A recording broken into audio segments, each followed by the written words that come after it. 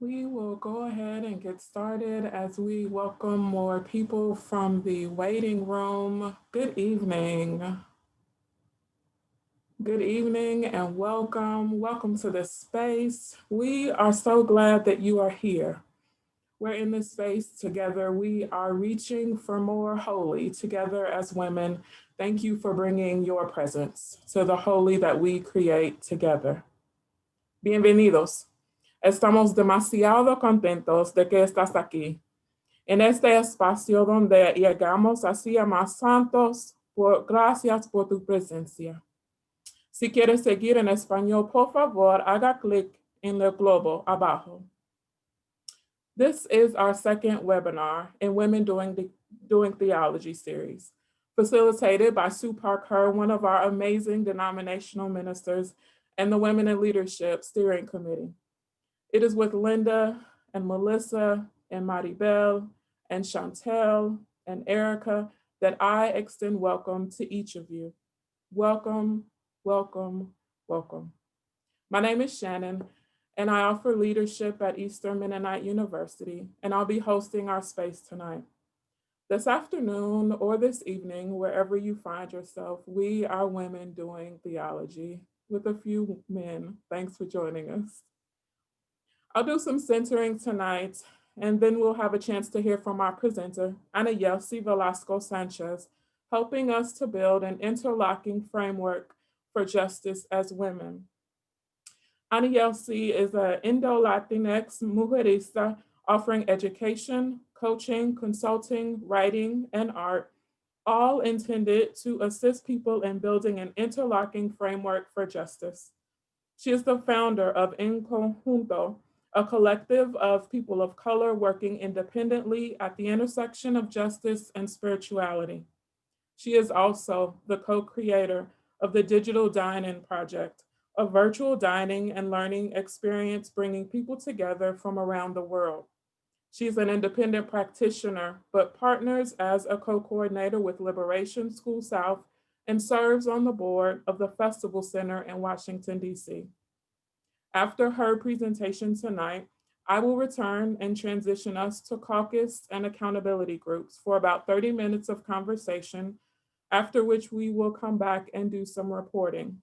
Our time tonight is rich, and I will guide us through all of the details, so rest in the spirit. Breathe in now, the Spirit of God that was awaiting us here tonight. Bring all of the pieces of yourself, touch them, and call them beloved. In this cascade of squares with shades and shapes of what is holy, we make community tonight. We weave together lines of new networks of mutuality, some of grief and despair, some of wonder and hope, some of presence and solidarity. And we are here, listening, gathering, connecting, and what we need is here with us. What we need is here. Here is not bound by the temporal or physical realities. And the legacies of the women who first overcame, who spoke courage into the beginnings of our communities, who prayed over us as babies, they are here. Remembering and celebrating them enables us to have what we need. And as you scroll through the names in your mind tonight of the women who helped shape your story, pray this poem with me. They are still with us in the struggles that we choose for ourselves, in the ways we move forward in our lives and bring our world forward with us. It is right to remember the names of those who gave us strength in this choice of living. It is right to name the power of hard-lived lives well lived. We share history with those lives. We belong to the same motion. They too were strengthened by what had gone before. They too were drawn on by the vision of what might come to be. Those who lived before us, who struggled for justice and suffered injustice before us, have not melted into the dust and have not disappeared. They are still with us. The lives they lived hold us steady. Their words remind us and call us back to ourselves. Their courage and love evoke our own. We, the living, carry them with us. We are their voices and their hands and their hearts. We take them with us and with them choose a deeper path of living. As you are bringing the names of those women into your mind, you are invited to speak them out loud in your space. You are welcome to unmute yourself and offer voice to their names. You are even invited to write their name in the chat. They are the women who are still with us. We bring them with us, and they are here. As we welcome those names, I also offer light.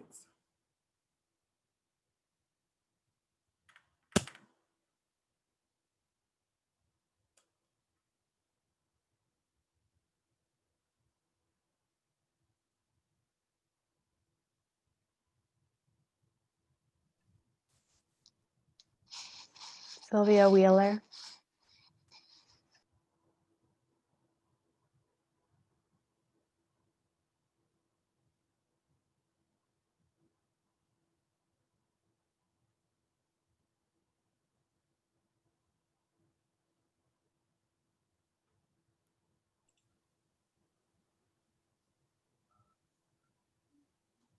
For Sylvia, for Susan, for Lois, for Dorothy, for Laura, and Irene, for mothers and aunties and cousins and the elders, for Sarah and Anna. They are with us, they are here, and what we need is here. Amen. All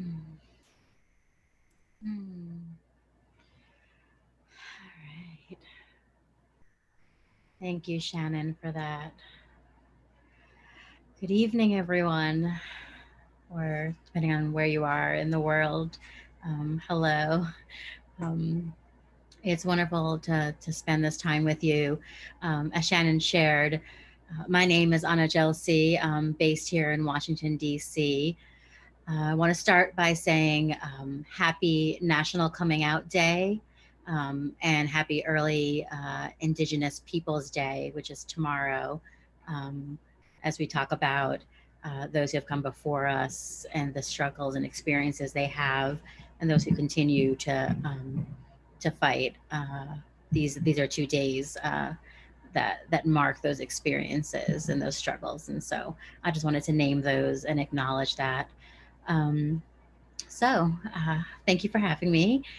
In the spirit of building some trust, I wanted to share with you a bit about who I am beyond what Shannon shared in my little bio, and I thought I would do that fairly quickly by just sharing some titles, some ways that I go about identifying myself.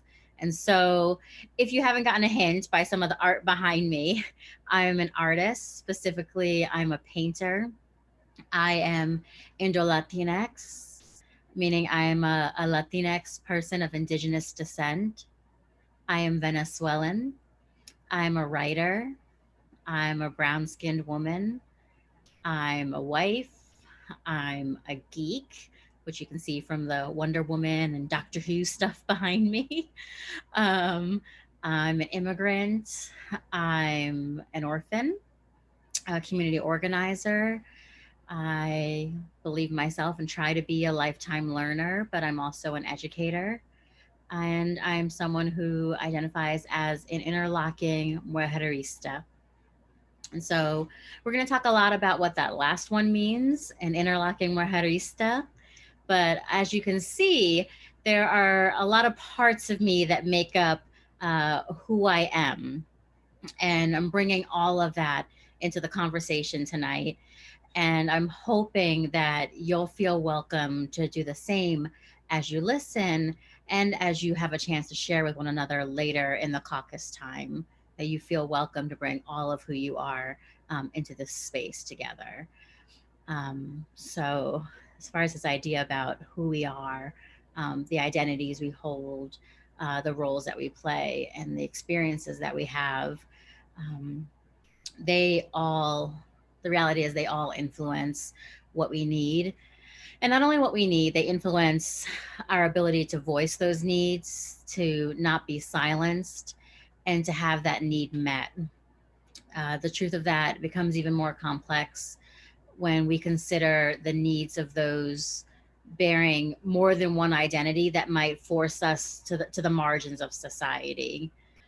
What happens when someone is not just an immigrant, but is also transgender? When we think about what happens when someone is not just fat, but is also poor, when you're not just a sex worker, but you're also disabled, when you're not just Black, but you're also a woman. This is where we can and should all kind of voice the collective prayer of gratitude for the work of Black scholars and womanists and activists, for what they've done to help us give voice to what it is to have those myriad of identities in one body. And in particular, I want to talk about the work of one person in particular this evening, Dr. Kimberly Williams Crenshaw, who I'm hoping some of you are familiar with her name. Because if you're not, I'm certain you've heard of her work and the labor that she's done. So Crenshaw is a respected attorney, a professor, a critical race theorist, an activist. I mean, she's doing it all and has been for decades of labor. Kimberly Crenshaw formalized a theory that's been the basis of this conversation around having multiple oppressed identities for the better part of a couple of decades now. For better or worse, this theory has exploded in popularity, which is why I'm saying if you don't know her name, you definitely know her labor, and you probably know it by one single buzzword, and that is intersectionality. You've almost certainly heard in some form or fashion about intersectionality. So intersectionality is often lazily defined as the simple fact that people hold multiple identities, but it's really more complex than that. And I want to talk about that this evening. I want to start by talking about that this evening with our time together. It's more complex than naming the unique compounded form of oppression experience when you hold those marginal identities. What Crenshaw was doing when she developed this theory, she wrote an essay in 1989 called The Demarginalizing the Intersection of Race and Sex, a Black feminist critique of anti-discrimination doctrine, feminist theory, and anti-racist politics. That is a mouthful. It's a lot. But I really love looking at the history behind this. And I tried to not put too much history in what I was going to share with you this evening. I put a lot, and then I asked my husband to look at what we're going to talk about, and he took a lot of it out. He said it was too much. And I was very, very hurt by that, but apparently it was too much. But I really thought it was important that you hear about where this came from, that she wasn't just sort of theorizing out of thin air. Oh, I think there's this idea that maybe some of us are experiencing more than one thing at a time. Crenshaw was a practicing attorney, and this is a legal concept. This came from as a legal concept, started because she developed it in response to a 1976 case called DeGraffenreid versus General Motors. And I mention the case because it really perfectly mirrors experiences that so many of us are still having every single day, which is having to sideline or erase one part of ourselves in order to address some other form of oppression that we're experiencing, where we can't ever address everything at once. So what happens is people are saying, I experience A because, in this case, it was I experience A because I'm Black and B because I'm a woman. is not the same as saying I experience C because I'm a Black woman. And that was the case that Crenshaw was trying to bring against General Motors at the time, where there was these Black women who were being um, uh, marginalized by General Motors. They were not getting the jobs they deserved because they were specifically Black women, not just Black and not just women, but Black women. And that was a specific form of oppression they were experiencing. They lost the case. And they lost the case because the judge was saying, you don't get two shots up at bat. You don't get to have a case about being Black and a case about being women. And Crenshaw argued that that's not what this was about, that there's a different, unique form of oppression specific to the Black woman experience. And you're not acknowledging that. There's an intersection of oppression happening here. You have to account for. So in social justice context, a robust application of intersectionality is not just the acknowledgement that there are multi-layered identities, but the creation of solutions that consider those specific intersections, that don't just say, oh, there are these multiple identities, but that specific, unique issues occur as a result that require specific, unique solutions. And that's where Crenshaw's theory of intersectionality came from. And sadly, I can't really point. Unfortunately, many of us have struggled to point to a lot of organizations or churches or groups that are practicing this in its fulfillment, because you kind of get to that first point of, oh, intersectionality is about multiple forms of oppression, and then you stop there. And we don't really get to the point about, well, what do we do about that?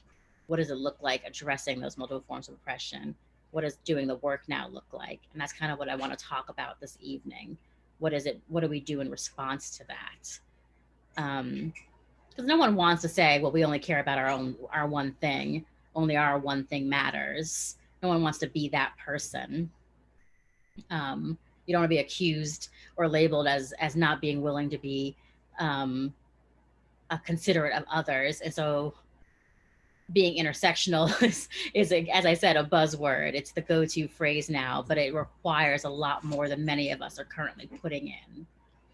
I think it requires a lot more labor than maybe many of us, sometimes myself included, have put in up to this point to date. We have to acknowledge that intersectional and inclusive are not the same thing. Intersectional and equal are not the same thing. An intersectional approach requires intentionality, and it requires persistence. Unfortunately, it's often diluted and it's misused. So what I tell people when I have conversations about intersectionality is the best place you can start is go to the source. Go to Crenshaw, hear from her lips, read her work.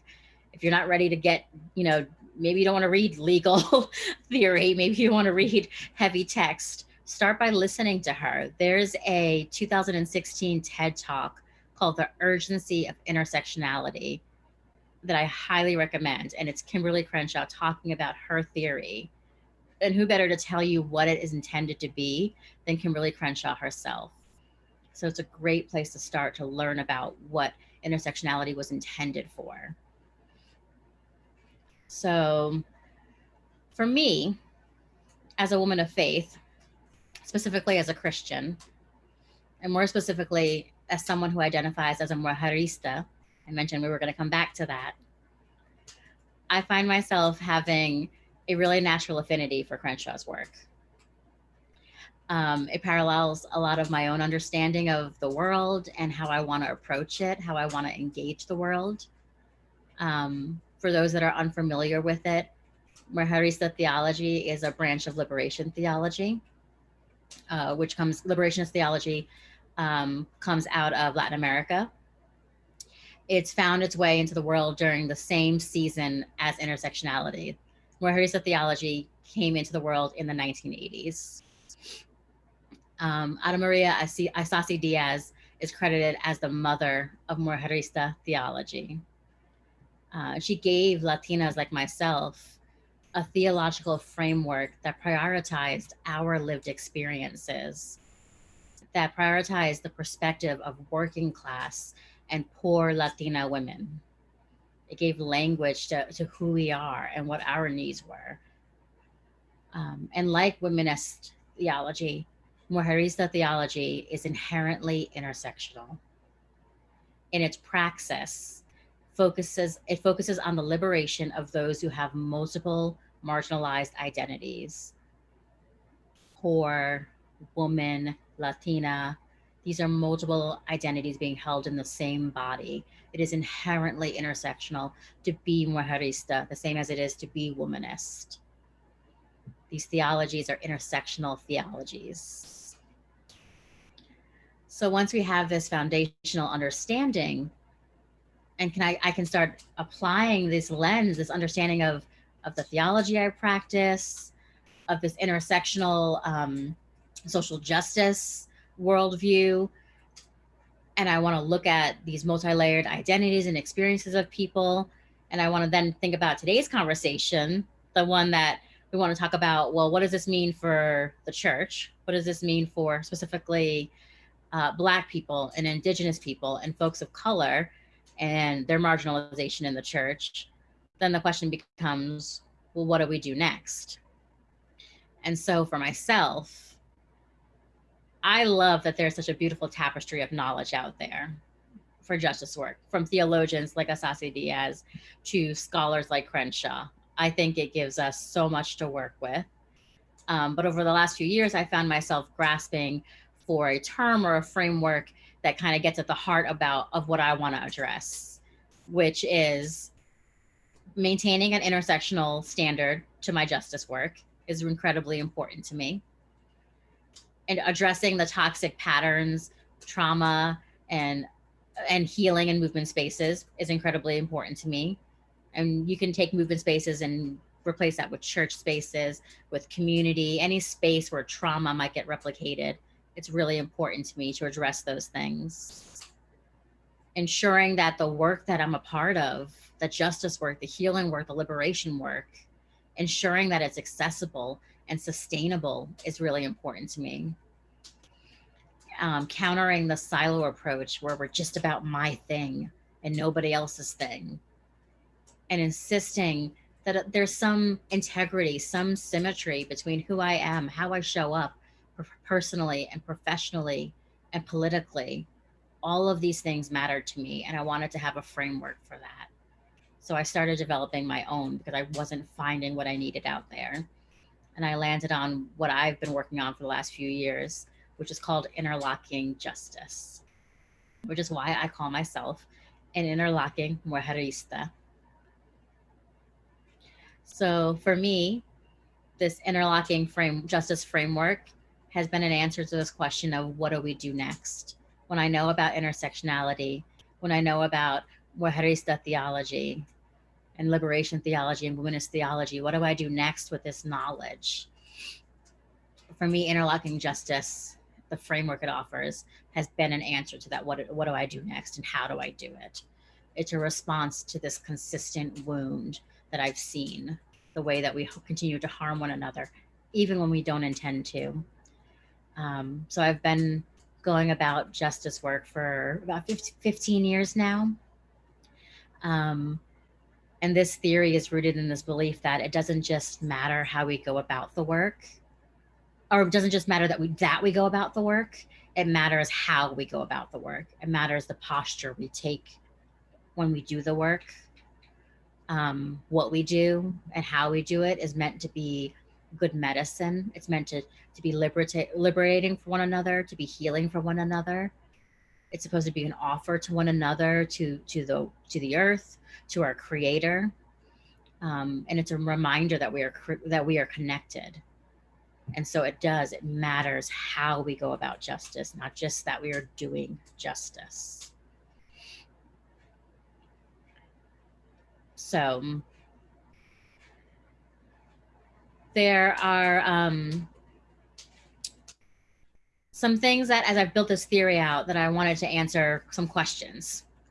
So I wondered, what would it look like to approach justice in a way that didn't do a few things, that doesn't recreate toxic models, prioritizes the healing and wholeness, and values the connected nature between all parts of ourself, body, mind, and soul, between individuals and between communities and across movements. So I wanted to tell you how I adopted the language of interlocking. And I had a huge section here for how I adopted this language of interlocking. And then my husband deleted it all. He was probably right, because I'm realizing it would never have fit. But I think it's so important. History is so rich. And when I listen to Shannon talk about who came before us and what was done before us, I'm like, oh, it's all so rich and so good. But no, there's no time for it. He was right. But I want to share a little bit of it, because I do think it's really crucial to understand why I chose that language. I chose the language of interlocking for a very specific reason. I was introduced to that word interlocking through the work of Cherie Moraga. And its history. The word interlocking is a really beautiful example of the relationship between Black and Brown, predominantly queer women. So the earliest documented use of this term interlocking refers to the oppressive systems, and it can be found in the 1977 Combahee River Collective Statement. If you haven't heard of that before, look up the Combahee River Collective and then look up the Combahee River Collective Statement. Well worth your time, since I apparently can't talk all about it right now. But Moraga was in relationship with those who drafted the statement. And that is where she learned the term interlocking. And they were talking about the interlocking nature of oppressive systems. Similar to how Patricia Hill Collins and Crenshaw and others were talking about intersecting oppressions, they were talking about interlocking oppressions. So Moraga went on to co-edit a really groundbreaking feminist anthology called This Bridge Called My Back, Writings by Radical Women of Color. And she did this with Gloria Anzaldúa. Everyone should read this. And in that anthology, they printed the Combahee River Collective Statement, which included the language of interlocking. So this was the first time it made it out to the masses. And that's how it reached me. And so I just love the relationship between Black and Brown women there, this history between generations of women doing this labor, finding its way to me, and giving me language for what it was that I was now trying to create and in this day. And I think that it just shows a really beautiful thread throughout the history of labor of women, and women of color in particular. So to honor the work of my ancestors and my elders in the movement, I settled upon interlocking justice as the language to describe my framework for change. That's where that comes from. And it's really important to me that people know that I didn't pick that out of thin air, that comes from the labor of the women who came before me. And it's important because if, as those aforementioned women say, our systems of oppression are interlocked, or as Crenshaw would say, intersected, then I believe our approach to justice has to do the same. It has to be an intersected and interlocked response. So I have something that I created because I am an artist, because I'm visual. And I can't just, I'm a writer and I love words, but I can't just be about words. I created something called the Interlocking Justice Continuum. It gives me a little visual so that I have something to look at, something pretty and colorful that helps me remember all the parts of interlocking justice. And I wanted to share that with you really quickly. And let me do this. I'm going to do my little screen share. And I know I can do this correctly. Oh, the joys of being on the internet. There we go. So the Interlocking Justice Continuum, as I said, it's just a visual. Can everyone see my screen? Some thumbs up? Okay, great. So this is the continuum. And it's showing us, and we're going to talk about this, it's just the 5 parts of interlocking justice. And I'll explain what each of these parts are, but it's letting us know that 3 things, important things about those parts. And I'm going to make this smaller so that we can see what it says below them. No, ignore that. Why does it keep doing that? So it tells us three important things about it. One, that the continuum is interconnected. And what this means is everything happening in interlocking justice, they all intersect with one another. So it's a symbiotic relationship. They can't be broken. This is a reminder that these things have to happen with one another. As I just said, if the problems are connected, the solution needs to remain connected. You don't pick and choose. You don't parse out what works for you and then leave the rest. These are meant to be connected and in symbiotic relationship with one another. They're simultaneous. So there's no, you start here and you finish here, and you have to do things that way. No matter where you begin, and we'll talk about, different things work for different people. But eventually, as you incorporate all the parts of interlocking justice into your life, why does it keep doing that? um, as you incorporate all the parts, um, you integrate all of them so they function in tandem. So you don't do one and then start another and then move to another. They're practices that should always be working together. And then finally, they're continuous. So it should be in constant motion. So once you do them, you're continuously working on them. The same way you would cultivate any skill in your life that you always want to get better at. Constant motion. A continuum implies something that is always going. Constant motion. And so it's just a little, think of sort of like the Olympic rings, even though I've never watched the Olympics. I think that's what they kind of look like. But it's just the continuum to remind you that interconnected, simultaneous, and continuous is how interlocking justice is supposed to work. And it's also a reminder that we exist within something greater than ourselves, that we exist within this sort of bigger vision for justice that requires an interlocking approach, and that we're meant to do it en conjunto, that we're meant to do it together, that we're not meant to do it alone. I was really intentional in choosing the language of practice as opposed to something like step or goal or objective to describe the 5 different parts you saw there in the continuum, the 5 different parts of interlocking justice. Our practice is a daily tenet of our life. It's an outward expression of something we believe, and it's something that we are always cultivating with no end in sight. So I was really intentional about choosing that language. There are 5 practices of interlocking justice, and you saw them on the continuum: restorative practice, integrity practice, community practice, convergence practice, and expansive practice. And I'm going to say those again, don't worry.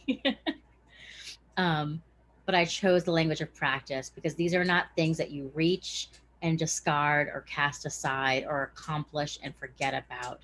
These are postures that we're meant to take, like lifelong postures, to continually cultivate and learn as we work about doing justice and working towards liberation with one another and for one another. So the 5 practices. The first one, restorative practice. This is the one I think probably gets the most ignored. And this is not just in social justice spaces. I think this is in an individual perspective. I think this is in church spaces. Restorative practice gets ignored the most. This is the one where we talk about self-care and community care. Excuse me, I take a sip of my drink.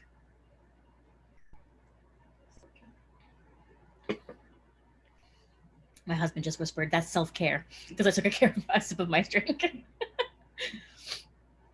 Restorative practice is referring to how we honor the interlocking nature of all parts of ourself. So our body, our mind, and our soul.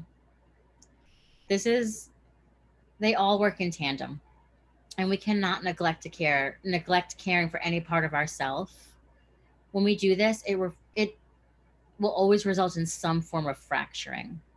Something is gonna break somewhere. Something is gonna get harmed somewhere, and that might be an internal fracturing.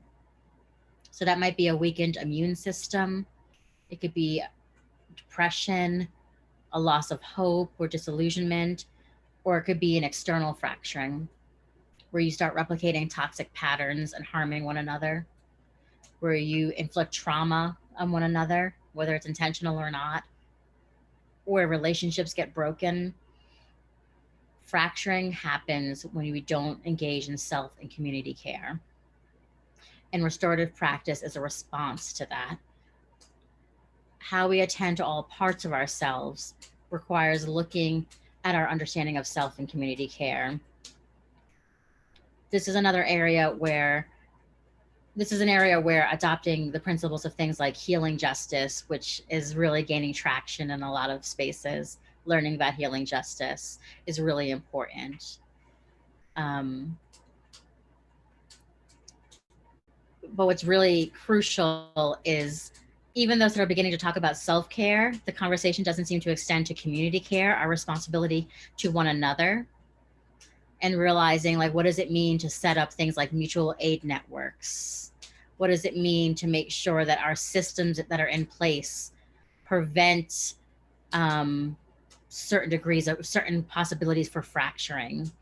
What does it mean to make sure that the way we respond to people is considering their identities? What works for one person is not going to work for another. For example, an older individual or an immigrant may see acts of self-care as an indulgence rather than a necessity. And you need to work within that, the way that framework, the way their mind works.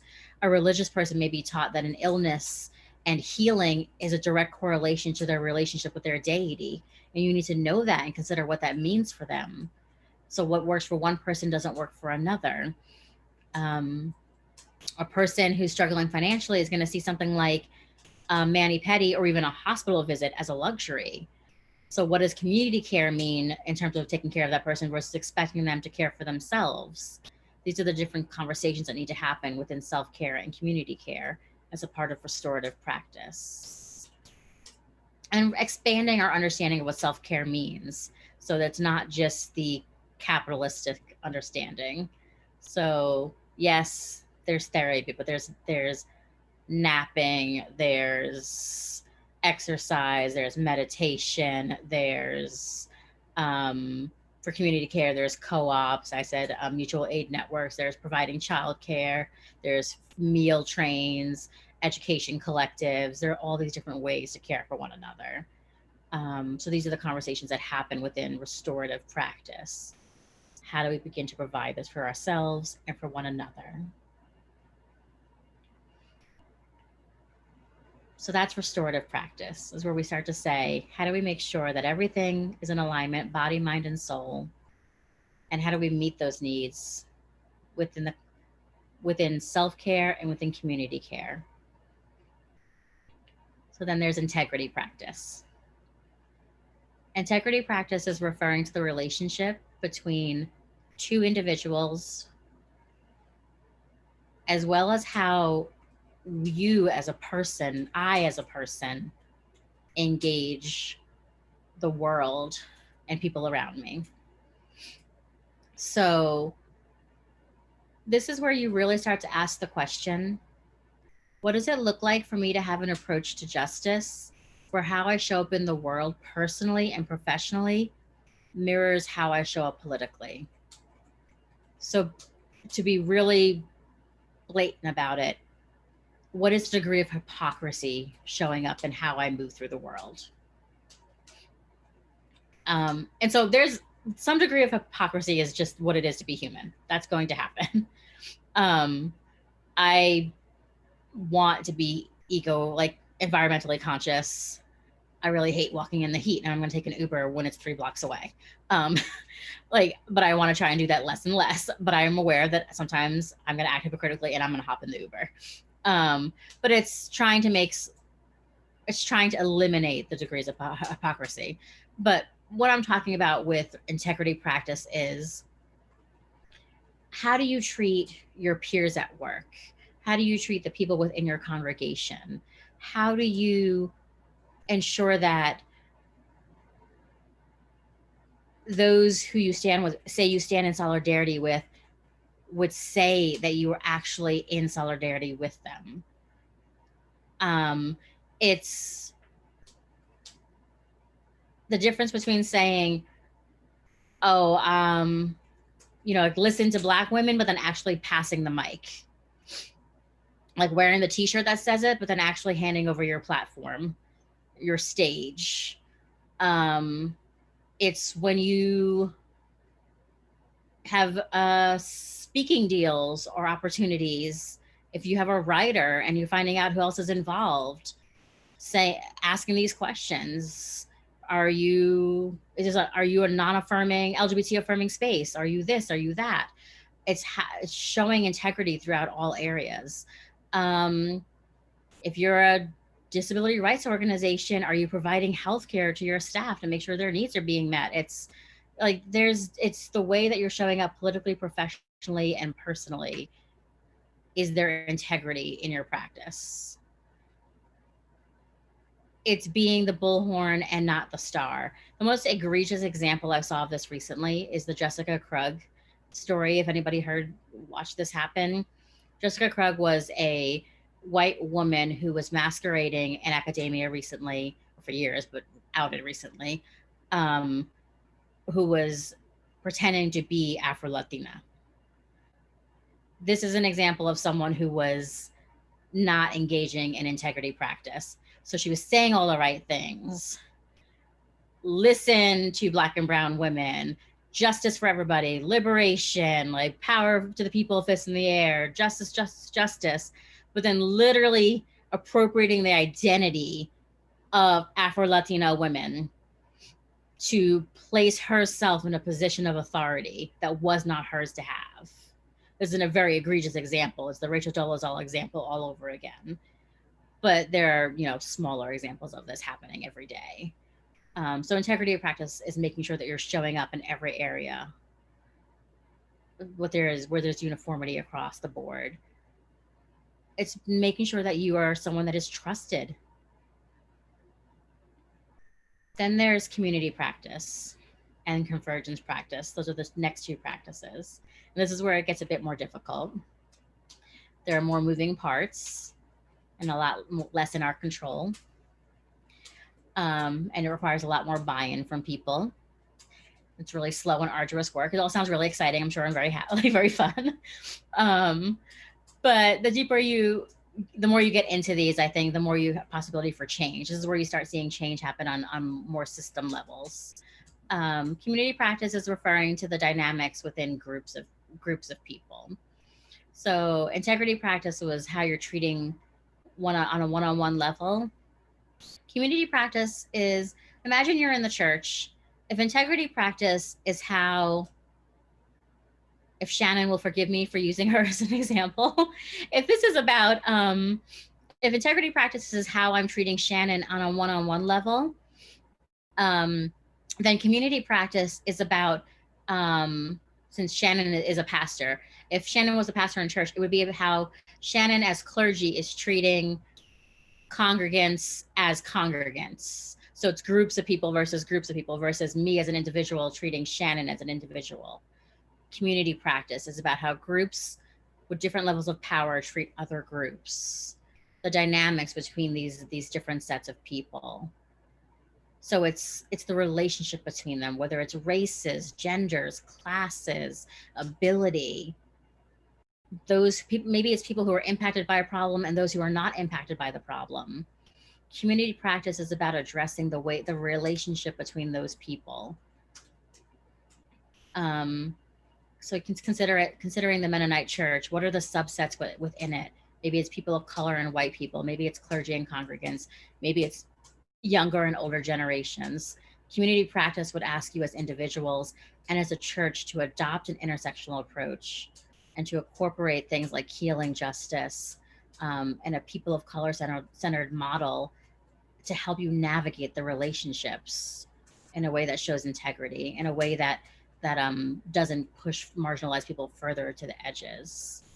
Community practice is asking you to critically take an eye to how those relationships function and how power functions within those relationships.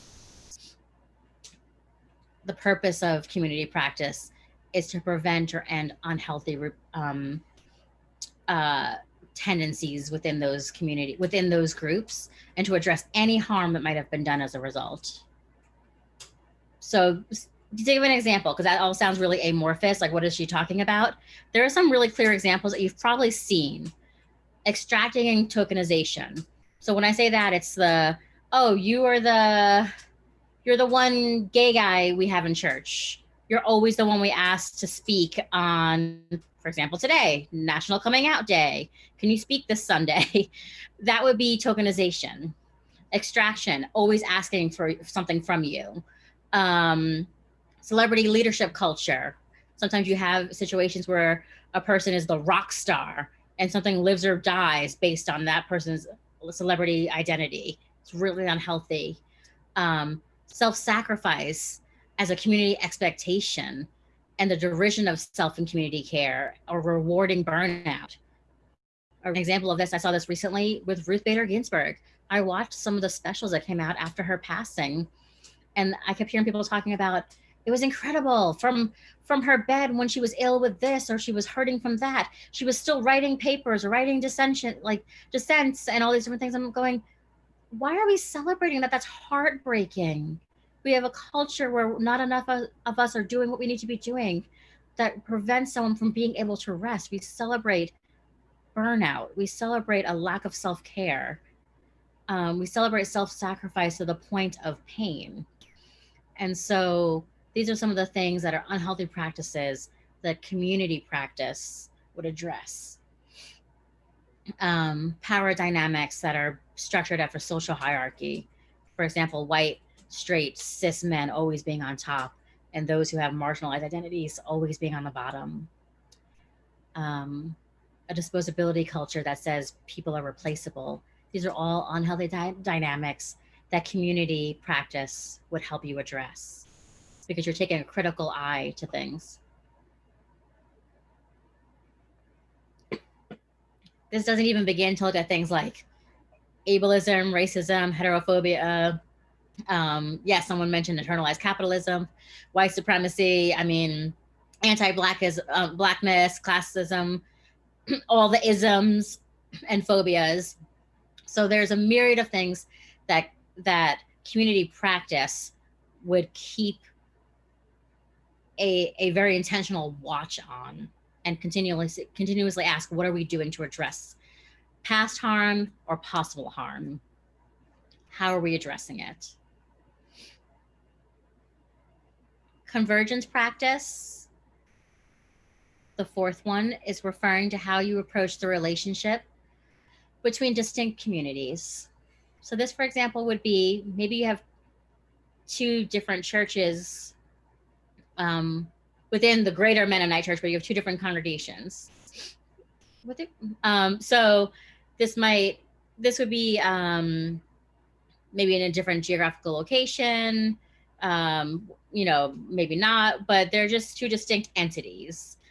But they want to partner together on something. They want to do something where there's a natural overlap for them. Convergence practice is about intentionally looking for ways to be in partnership and relationship with one another, and to stop seeing things as, how do I phrase this? The competition as sort of like pitted against one another. You get your slice of the pie, or I get my slice of the pie, versus there being enough for everybody. That might not be a good example if congregations are not pitted against one another, but I'm just using it for, think of nonprofits who are going for the same grant. That might be a better example. Convergence practice is about getting them to learn to figure out, how do we work with one another? How do we figure out the ways in which there's natural overlap for us?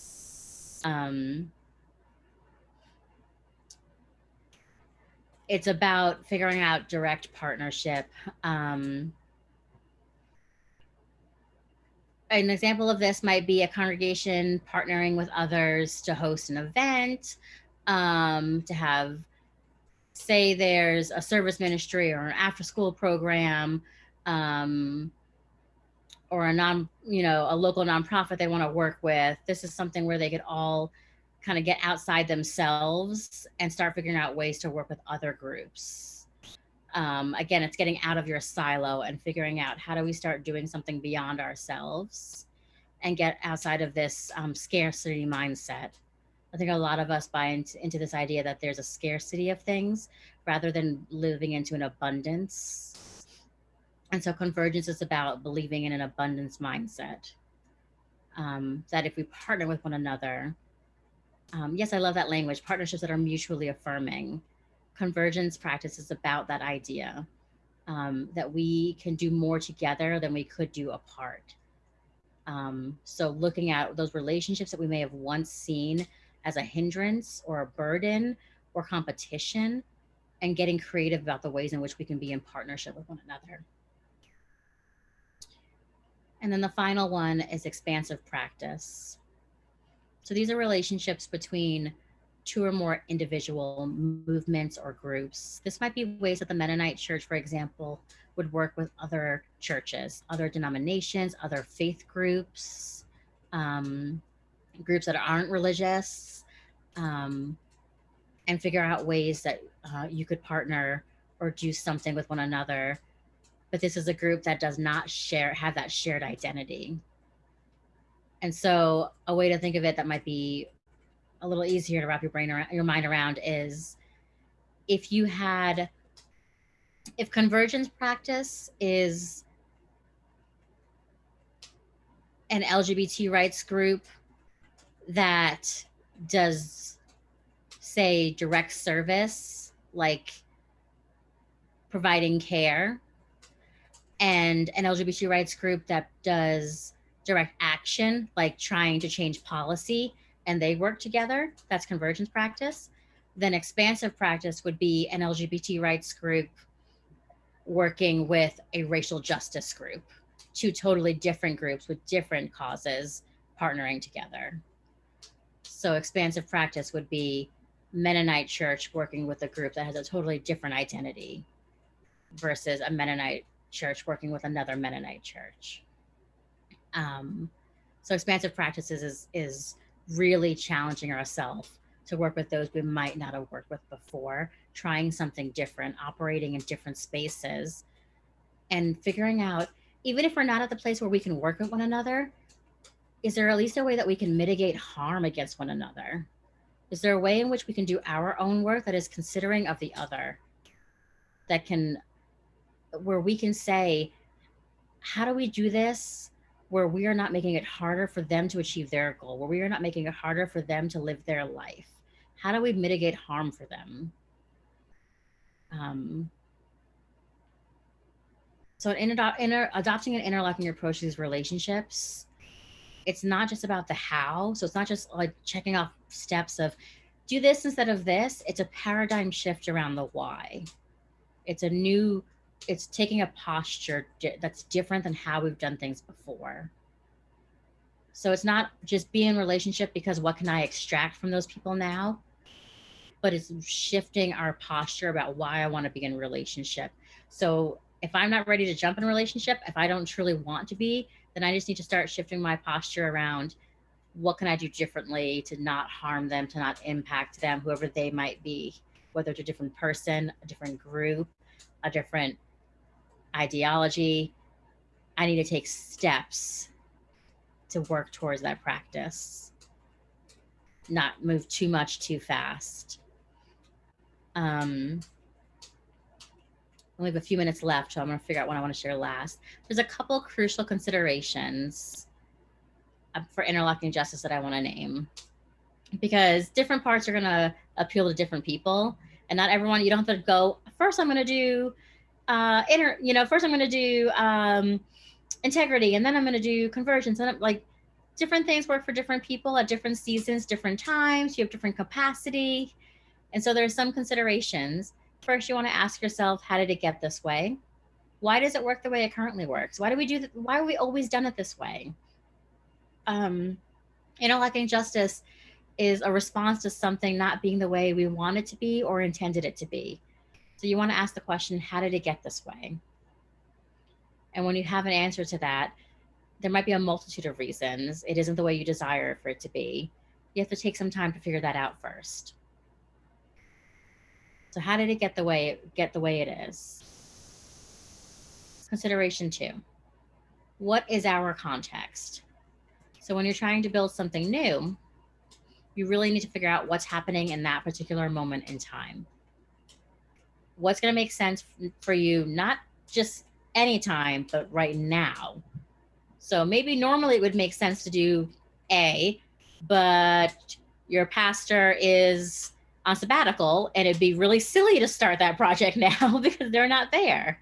So it's not the right time. What is your context? What about power? Power is always a factor. Consider the relationship a group has to power. How does power function in that space? If you can't talk about it, how it's employed, everyone's understanding of it, you can't do interlocking justice well. It's always going to determine what stories get told, whose voices are heard, who has the mic, what action is taken, who gets to emerge as leaders. You have to figure out how to talk about power, how to address it, how to shift it if necessary, because everything else can be done seamlessly, but if power can't be addressed, this will fail. So what about power? Then you have to ask the consideration, are we being realistic? So as a group, you have to look at your context and your history and get a clear picture of everything and then say, realistically, can we do this right now? Do we have the resources, the finances, the time, the emotional capacity? Do we have the buy-in? What does it really take for us to accomplish what we're saying we want to accomplish? Are we being realistic? Are we setting a goal that no matter what we pull off, it's going to feel like failure because our goal is just too lofty? Do we need to reassess the goal we're naming and set a different one? So are we being realistic? And then the really, really important final one, are we communicating? Because communication is so crucial. If you run around acting, even if you're applying all of these things really well, if no one's talking to anybody and doesn't realize what anybody else is doing, it's going to go wrong. You've got to verbalize and talk about what the plan is and talk about when boundaries have shifted, ideas have shifted, your heart's in a different place than it was the day before. You've got to be communicating. Groups need to communicate during every step of a process, especially when you're trying to shift how you do something and do it in a way you've never done before. When you're trying to build a new posture towards how you're going to see the world and engage the world, you've got to communicate. So, and I forgot one, you've got to define progress. So set some small goals, figure out how you're going to celebrate together, acknowledge victories because stuff is hard. So if you don't talk about what progress looks like and what you're going to do to celebrate, you're going to lose steam. You're going to lose your passion for it. So figure out ways to celebrate. So that was a lot, I realized. An introduction to interlocking justice is a lot. But you heard the continuum, you heard the 5 practices, you heard 6 crucial considerations. You now know about restorative, integrity, community, convergence, and expansive practice. There's some questions you're going to hear about in a second. But I just wanted you to get a small taste of what it is we can do when we hear about these big theories out there that say, here's a way to look at the world, realizing that there are steps we can employ, there are postures we can take to breathe, adjust, and realize there's a way to begin doing things differently. That doesn't mean we have to shift everything all at once. We can take small parts of it day by day and begin engaging the world in a new way, and we don't have to do it on our own. These are communal practices that are meant to be done in relationship with one another. I said it earlier on, I used the phrase en conjunto, they're meant to be done together. All right, thank you. Thank you, thank you, thank you, AnaYelsi. Ooh, I don't know about y'all. I'm on page 4 of my notes. That was an incredibly rich flow of information that, as you began, you talked about needing good medicine. And so, even as we think about how we keep responding to the pandemics that are happening right now, this feels like really good medicine tools that we can continue to think about how we do the right next thing for our spaces, for our communities, for ourselves, and making sure we have the right tools to do it with. So thank you.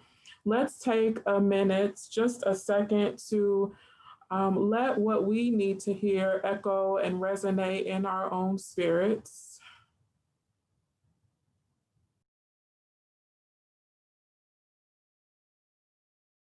As you are ruminating on these different parts of interlocking justice and how you might maybe start integrating these practices into your life, both as an individual and as a community, some of the questions that I ask people to consider beyond the crucial considerations, yes, I will put them in the chat and I will send them to the conference leadership so that they can share. Someone's asking if they can be sent to folks.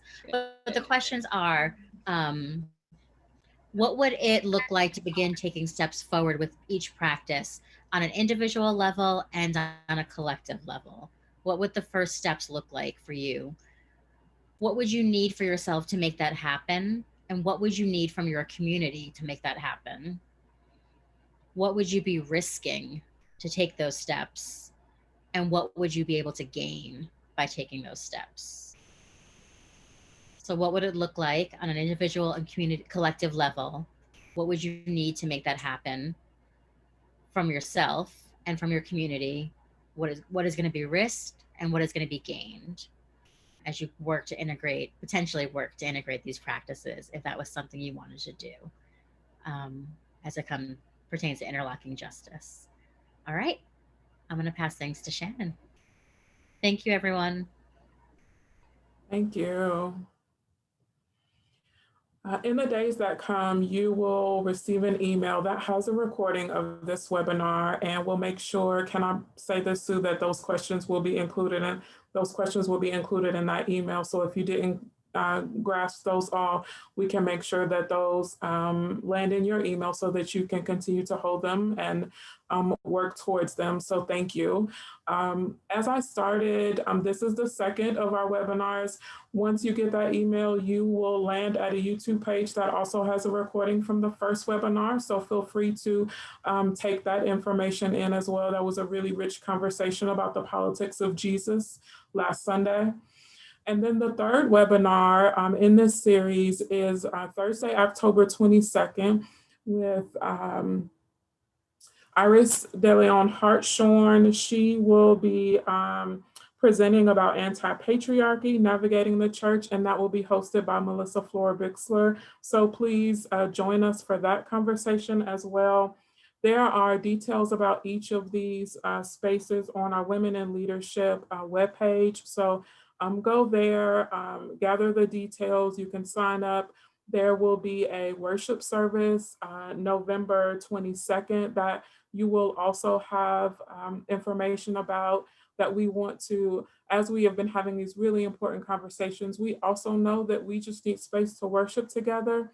And so, and we will deeply need it by the end of November. And so we will gather together to do that as well. So keep accessing those details. Here are words of benediction as we go. And as we go, I am reaching again for the candle that we lit as we began, remembering that what we need is here in the stories of the women that have come before us, in the stories of the women that we have shared space with tonight, knowing that the Spirit of God provides for us what we need. And so hear this benediction. May we see it all as it is, and may it all be as we see it. May we be the ones to make it as it should be. For if not us, who? If not now, when?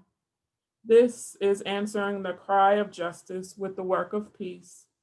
This is redeeming the pain of history with the grace of wisdom.